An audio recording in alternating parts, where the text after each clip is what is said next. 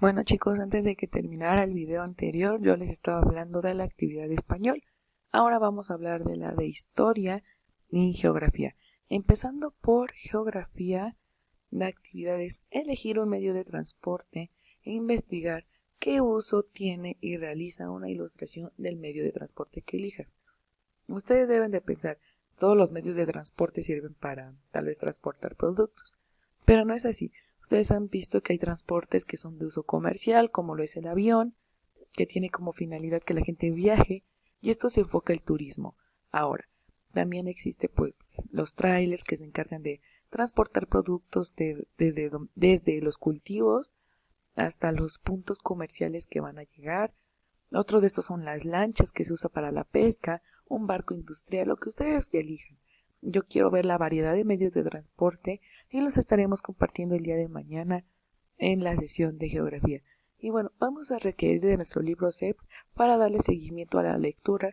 Recuerden que estamos hablando del tema de las actividades terciarias. Y bueno, como les comentaba, el día de hoy vamos a hablar de las actividades terciarias, en específico de la dependencia económica con otros países. ¿Qué quiere decir?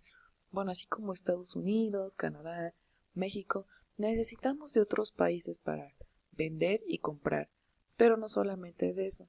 Aquí les voy a compartir dos noticias que vienen en el mismo libro, en el cual nos dice que el 80% de las importaciones, o sea, de lo que sale de México al extranjero, son de granos, de básicos y oleaginosas.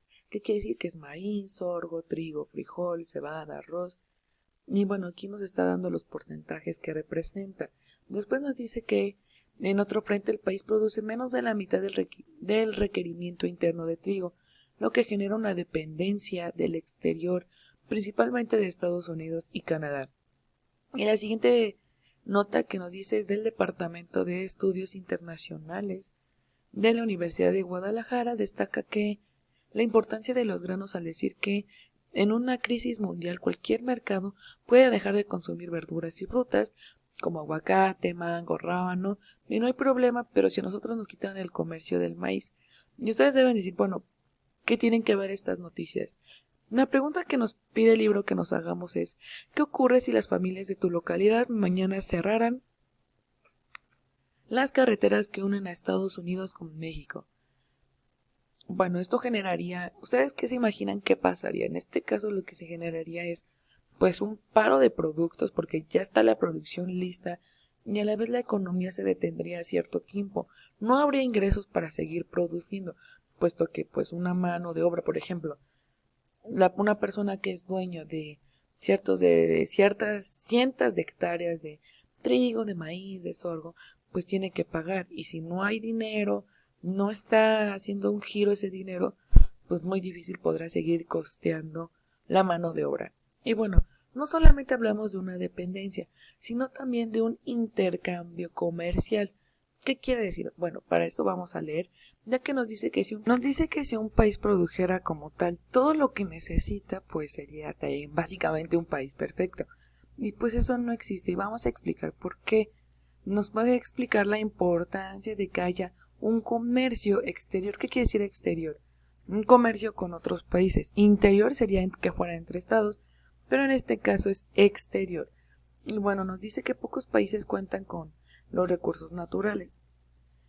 Para que un país no necesite depender de los demás, necesita, tal como lo dice aquí, tener los recursos naturales suficientes, el desarrollo industrial y los servicios suficientes. Aquí nos da un ejemplo de que Japón, pues nosotros sabemos que es uno de los países más desarrollados, con alta tecnología, con una de las mejores economías, pero nos dice que tiene un clima y un territorio montañoso, lo cual hace que sea pésimo para la agricultura y ganadería. Y al estar rodeado de mar, pues la población ha sabido alimentarse de esto. Ya saben que Japón destaca por ser uno de los mejores, hablando en gastronomía, de los mariscos, de sushi. Entonces nos dice que también pues las personas no solamente se alimentan de esto, ¿no? También necesitan otras cosas como granos, pescado, huevo, carne. Y nos dice que para cubrir estas necesidades importa sus productos agrícolas desde países como China y Estados Unidos. Quiere decir que como México como Japón no lo tiene, se ve obligado a buscarlo de otros países. En este caso, China y Estados Unidos son sus distribuidores, a lo cual nos dice que Japón se ha convertido en el importador de carne número 1 del mundo, no solo porque lo compra, sino porque también vende productos de maquinaria eléctrica, química y metales, y tiene un número mayor de valor. Y nos dice que los países que venden recursos tienen abundancia o que han aprendido a producir y compran aquello que no tienen. A continuación, aquí observamos una tabla donde nos dice que en el 2011 los productos que fueron más vendidos o exportados por los países fueron pues productos obviamente alimenticios. Recordemos que este es tema de población, agricultura, los combustibles son muchísima prioridad, y productos de industrias, obviamente que esto sirve para la maquinaria, y hasta el final vamos a encontrar prendas, textiles, hierro y acero. Obviamente la prioridad para todas las personas pues es alimentarse. Y luego de los que son importados, ¿qué quiere decir? Que son los que se adquieren, pues es igual, agricultura, alimentos, combustibles. Si se dan cuenta, no varía. ¿Por qué? Porque estos son indispensables para que todo país pues salga adelante. Y bueno, ya para finalizar esta corta sesión de geografía, vamos a hablar del turismo, en el cual pues sabemos que es fundamental en cada país. Pero ¿qué es el turismo como tal? Se trata de ir a buscar una zona atractiva que nosotros lo consideremos. Lo atractivo puede ser desde una playa, desde una zona arqueológica. Todo esto va a depender de los gustos de cada quien. Además nos dice que un sitio atractivo puede ser muy diverso, puede ser cultural, una zona arqueológica, un museo, un lugar natural, como las que son los cataratas, volcanes. Para todo esto hay pues, mucho tipo de gustos.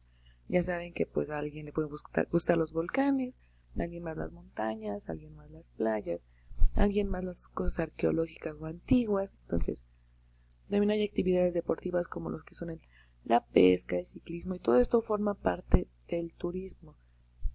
Como lo hemos estado hablando, el turismo forma parte de las actividades económicas del sector terciario, ya que traen beneficio a las naciones. Por ejemplo, aquí nos dice que en México llegan más de 21 millones de turistas al año, y después el petróleo, las remesas del turismo es la tercera fuente de ingresos en nuestro país. Entonces ustedes saben que México es hermoso, México es diverso y que pues mucha gente que a lo mejor vive en una zona rocosa, montañosa, no lo tiene, pues obviamente se enamora al venir a uno de estos lugares porque a veces en sus países no los hay. Entonces pueden observar que esto es todo por la sesión de geografía en la parte de hablar un poco acerca del turismo y la dependencia económica a la hora de extraer e importar. Vamos ahora a pasar a la sesión de historia, en donde estaremos hablando a detalle de la guerra cristera y quiénes son las personas involucradas. Para esta sesión es importante que como actividad tomemos nota y realicemos un dibujo. Ahora, yo aquí ya tengo mis anotaciones y vamos a hablar un poco sobre la guerra cristera. Y bueno, vamos a empezar hablando y recordando quién fue presidente de 1920 a 1924, que en este caso pues fue Álvaro Obregón, como lo pueden observar en la imagen. Álvaro Obregón es quien funda la SEP, el cual con su frase "la educación es la función más importante y trascendental del poder público".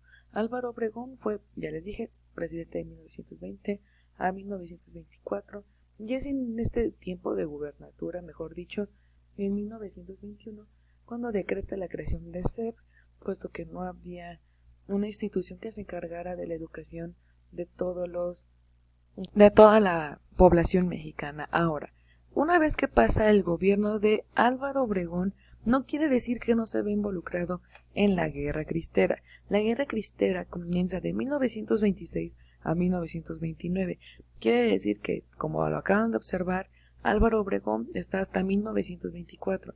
Quiere decir que esto se da en otra gubernatura. Más adelante estaremos viendo en cuál. A estas alturas ustedes ya deben de saberlo, pero por si no, vamos a estar hablando de esto y cómo ocurre la guerra cristera.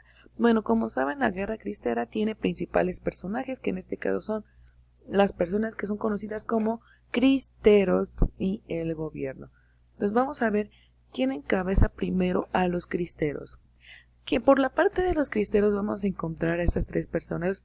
Tal vez ustedes no tengan presente muy bien sus nombres, pero estas personas están a favor de la Iglesia Católica. Están a favor de que, pues como pueden observar en la imagen, que la religión que predomine y que la Iglesia se encargue de los asuntos políticos de México. Bueno, estas son las tres primeras personas que destacan en esto. No es necesario que nos sepamos sus nombres, solamente que tengamos en cuenta qué características tienen, que la primera es a favor de que se meta la Iglesia en los asuntos del gobierno. Por la parte del gobierno tenemos a dos personas muy importantes. La primera es Álvaro Obregón y la segunda es Plutarco Elías Calles. Plutarco Elías Calles se encarga de seguir en la presidencia después de que termina Álvaro Obregón. Por lo tanto, quiere decir que durante su presidencia empieza este problema de la guerra cristera. Y bueno, vamos a explicar quién fue Plutarco Elías Calles. Ya sabemos que fue un ex militar muy importante, pero hasta ahorita no hemos hablado del por qué empezó la guerra cristera. La guerra cristera empieza cuando Plutarco Elías Calles asume el gobierno y él decide que los sacerdotes deben de ser solamente dedicados a sus actividades meramente católicas. ¿Qué es lo que hace Plutarco Elías Calles para que genere molestia y una guerra de tantos años? Bueno, lo que hace es expulsar a los sacerdotes que son extranjeros, limitar el número de sacerdotes, y todo esto lo hace a través de la ley Calles, lo cual genera un conflicto y la Iglesia decide tomar decisiones.